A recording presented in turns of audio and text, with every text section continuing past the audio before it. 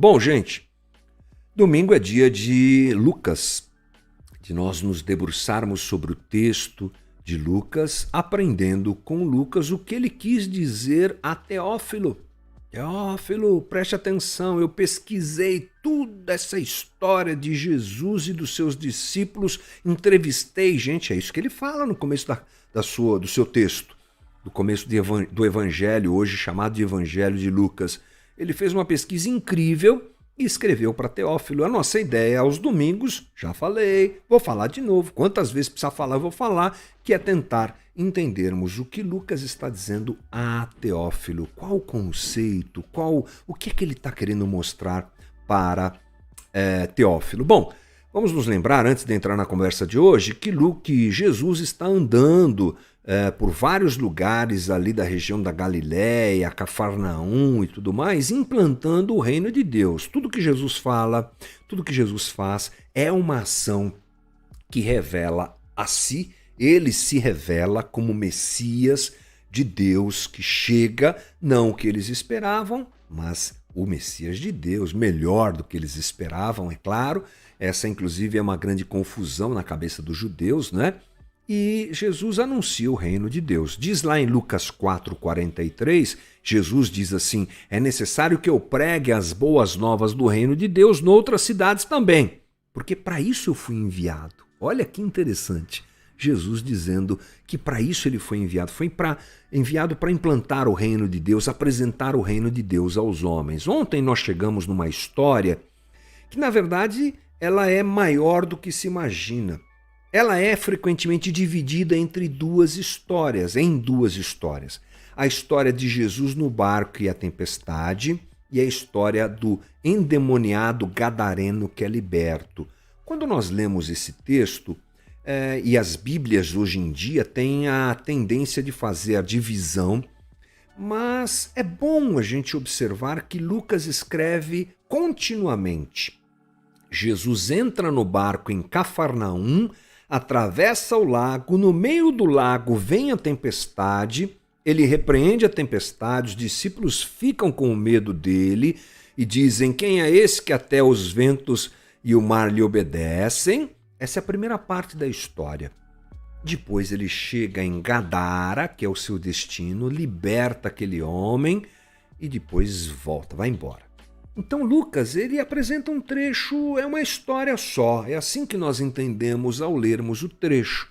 As Bíblias dividem, nós também frequentemente dividimos.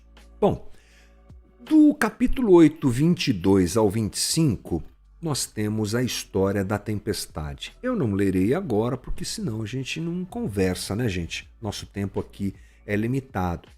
Mas o que está acontecendo nesse momento em que Jesus entra no barco, vai para o meio do lago, ou seja, está atravessando o lago de Genezaré ou o Mar da Galileia, e acontece uma tempestade, ele acalma a tempestade e os discípulos se espantam. O que é que Lucas está dizendo? Bom, gente, Lucas está mostrando para Teófilo que o avanço do reino está acontecendo e que existem resistências contra isso. O avanço do reino não é tranquilo, não é assim, vambora. Não, existem resistências, porque por uma série de fatores há uma composição de coisas que se levantam contra o avanço do reino. E eu quero falar muito rápido aqui hoje, e essa foi a conversa de ontem, sobre essas resistências. Vamos pensar assim? Essa é a primeira cena da história, a cena da tempestade. Já esclareci, já te lembrei.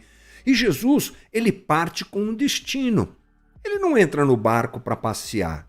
Ele vai para o outro lado do lago. Ele está em Cafarnaum e ele vai para Gadara. Por que ele vai para Gadara? Para implantar o reino, para divulgar o reino, para levar o reino de Deus àqueles que não eram judeus. Olha, outro aspecto bacana para a gente se lembrar. Jesus não prega só a judeus.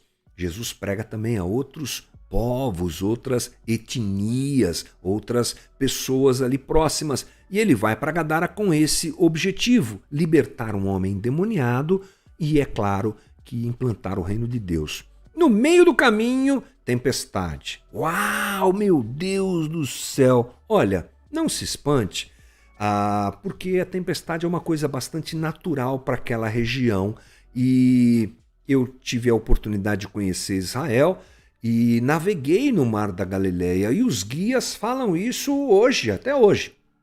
O Mar da Galileia fica muito abaixo do nível do mar e ele é cercado por montanhas. Então, essa composição geográfica facilita a mudança brusca do clima. Ventos sopram rapidamente, a chuva vem e esses pequenos furacões, eles até dizem isso, são muito frequentes. Então, é o que está acontecendo naquele momento. A tempestade pega Jesus de surpresa e os seus discípulos também. Ele, que inclusive está dormindo, não está muito preocupado com isso, mas os discípulos ficam apavorados, né? O que é que a gente pode entender? É que essa tempestade, ela é o retrato do mundo caído. Jesus está andando no meio do caos, no meio do mundo caótico, no meio de um momento histórico que perdura até hoje, é claro, em que o homem está distante de Deus e todo mundo sofre. Todo mundo geme, todo mundo padece, inclusive a criação. A criação chora, a criação geme, a criação, nas mãos do homem, inclusive, passa maus bocados. Paulo diz lá em Romanos 8:22, sabemos que toda a natureza criada geme até agora como dores de parto. E Paulo está falando justamente da ruptura que o pecado trouxe entre nós, homens e Deus, e isso afetou o cosmos por completo.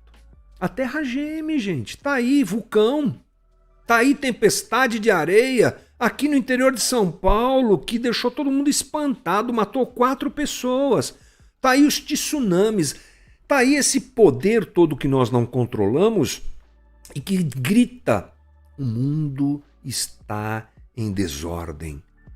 Essa é uma resistência natural.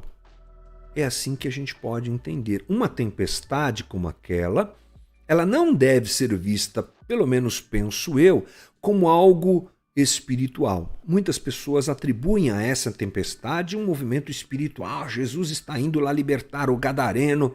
Não, é a natureza, mas é a natureza caída, que se torna uma resistência à implantação, divulgação e crescimento e avanço do reino. O reino, ele avança no meio da dor da vida. Ele avança debaixo do sol, onde, como diz Eclesiastes, a dor é constante e real. As tempestades vêm mesmo, essas literais, e as tempestades da vida que nós vivemos. Essas tempestades afetam o nosso coração. É a dureza de perder quem a gente ama, é a enfermidade que chega, é a falta de dinheiro que chega, é a crise emocional, é a pandemia, é tudo. Tudo é muito difícil, mas o reino avança assim. O grande problema é que essas tempestades afetam o nosso coração e criam tempestades interiores, assim como aconteceu com os discípulos que ficaram simplesmente apavorados. Eles ficaram apavorados, porque o exterior, a dureza da vida, a tempestade faz isso com a gente. Jesus é convocado por eles, aplaca aquela tempestade e aí mostra quem ele é. Ele é Deus. Eles, quando veem o que Jesus faz, deixa eu ler aqui para você, diz assim: ele se levantou, repreendeu o vento e a violência das águas, tudo se acalmou e ficou tranquilo. A partir daí, qual é o problema? Eles dizem: quem é este que até os ventos e as águas dá ordem e eles lhe obedecem? Eles deixam de ter medo da tempestade e começam a ter medo de Jesus. Já percebeu isso? Porque era um link imediato. Ver Jesus controlando a natureza os lembra de quem? De Deus, de Javé, de Jeová, do Deus de Israel. E a memória deles é muito fresca, eles se lembram do Êxodo, Deus que abriu as águas, eles se lembram de Deus, eles sabem. Quem é esse? É Deus que está ali encarnado dentro do barco, que há pouco estava dormindo. ali naquele lugar. É impressionante isso, né? E o que Jesus está dizendo é que eu estou aqui. É por isso que ele pergunta a eles, onde é que está a tua fé? A fé de vocês está onde? Eu estou aqui. Jesus não está pedindo a eles uma fé para parar tempestades. Isso é da ordem do divino. Isso é da ordem de Deus. Há tempestades que nós vivemos nesse mundo caído que são incontroláveis. Nós não conseguimos controlar. Ele é Deus. Ele faz o que quer.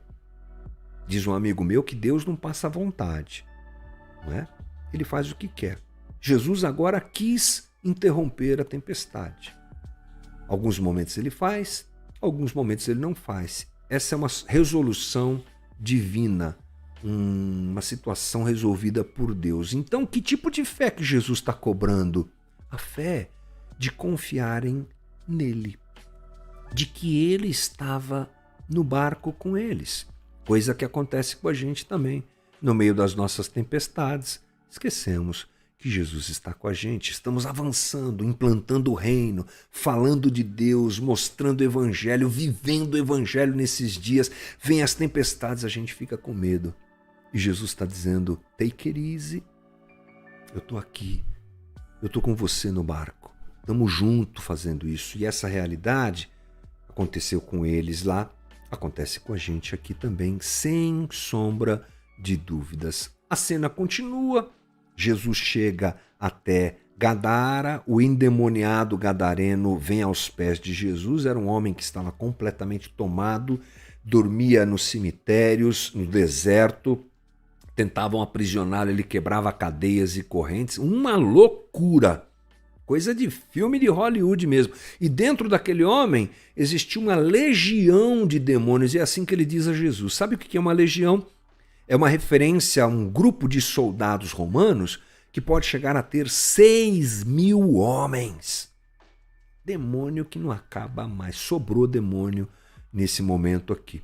Mas Jesus chega, aquele homem, aqueles demônios, melhor dizendo, se prostram diante de Jesus e eles temem Jesus. Jesus não tem problema com eles.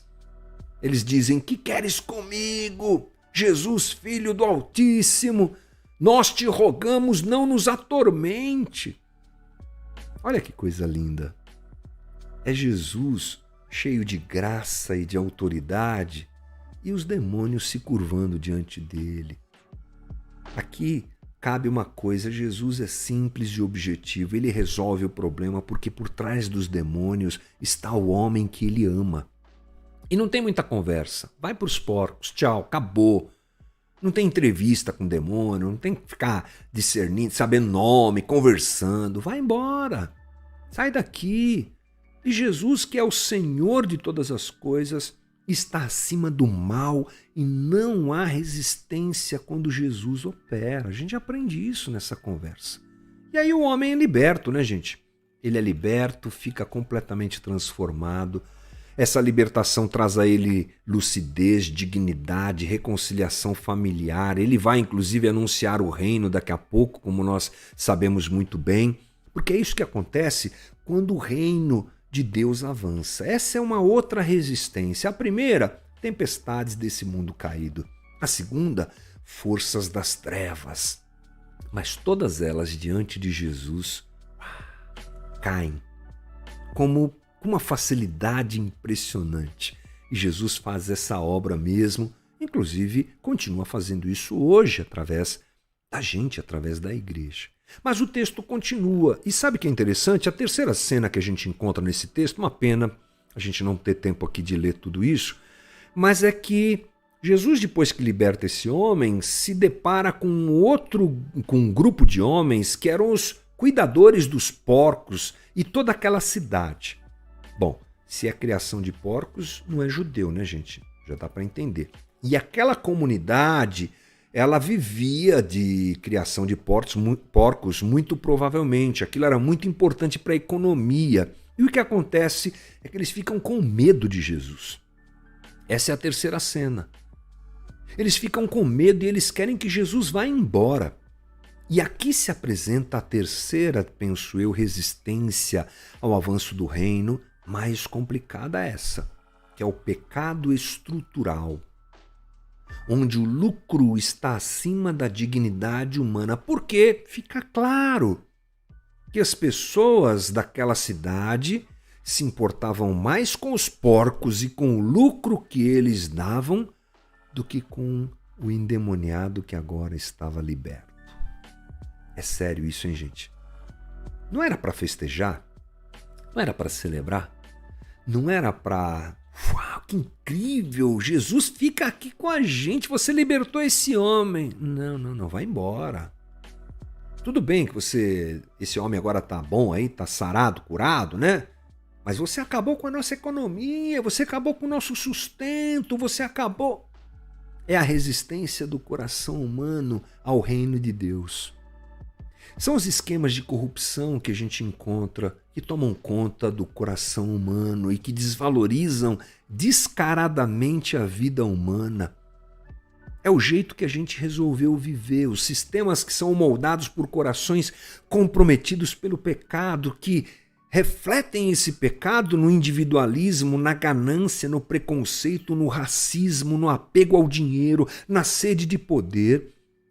E os homens se atraem com esse desejo maligno e se juntam e valorizam mais os seus ganhos e lucros e prazeres e poder do que a vida humana. Você conhece isso bem, né?